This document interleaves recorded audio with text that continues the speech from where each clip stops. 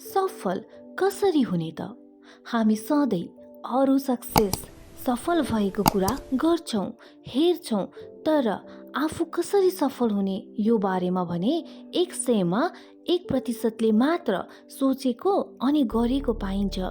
यदि हामीले अरू सफल भएको कुरा गर्न हेर्न छोडेर आफ्नो बारेमा 1% मात्र सोचेर मेहनत गर्यौँ भने हामीलाई सफल हुनु कसैले रोक्नु सक्दैन। तपाईँ जे पनि गर्न सक्नुहुन्छ, तपाईँमा त्यो क्षमता पनि छ, तर तपाईँ गर्न चाहनुहुन्न। यस्ता धेरै कारणहरू छ। आउनुहोस् त्यो कारणहरू पनि म तपाईँलाई भन्छु, एकछिन मलाई सुन्नुहोस्। पहिलो कारण मन, होइन त? तपाईँ हामीले धेरै सुनेको कुराहरू र धेरै सुन्न पाएको कुराहरू आजभोलि त ट्रेन्ड भएको छ। मनको सुन्नुपर्छ, मनको गर्नुपर्छ, मेरो मनको आवाज सुन्नुपर्छ, आफ्नो मनको आवाज सुन्नुपर्छ। हजुर, तपाईँलाई पनि थाहा होला, कहिले के गर्न मन लाग्छ, कहिले लाग्दैन। मन लागेको कुरा मात्र गर्न मन लाग्छ, नत्र भने गर्दिन। मनले जे भन्छ त्यो गर्छु, म त मनको सुन्छु। आज गर्दिन किनकि मलाई मन छैन, मेरो मन मान्दैन, म गर्दिन। काम गर्न मनै लाग्दैन। यस्तै धेरै कुराहरू मनले डुबाएर राखेको छ नि।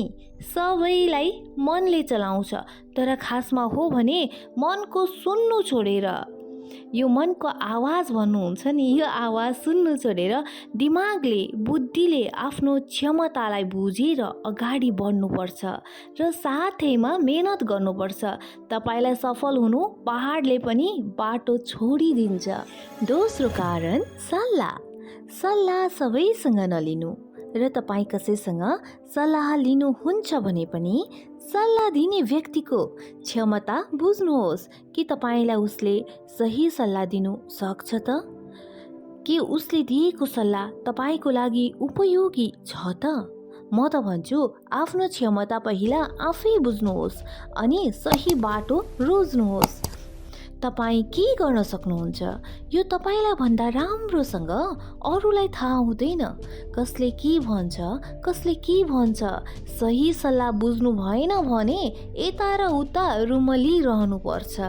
त्यसैले क्षमता नै पहिला बुझ्नुहोस् अनि सही सल्लाह थाहा गर्नुहोस्।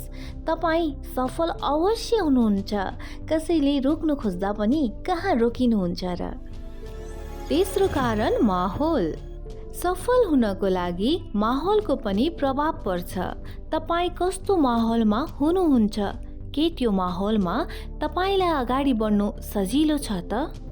माहौल दुई प्रकारको हुन्छ, सकारात्मक र नकारात्मक।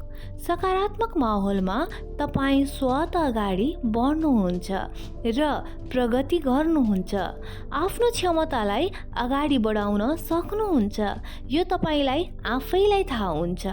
तर नकारात्मक माहौलमा तपाईँ सल्लाह साथ केही पनि सही पाउनुहुन्न, आफूलाई अगाडि बढाउन सक्नुहुन्न, किनकि त्यो माहौलले तपाईँलाई अगाडि बढ्न रोक्छ।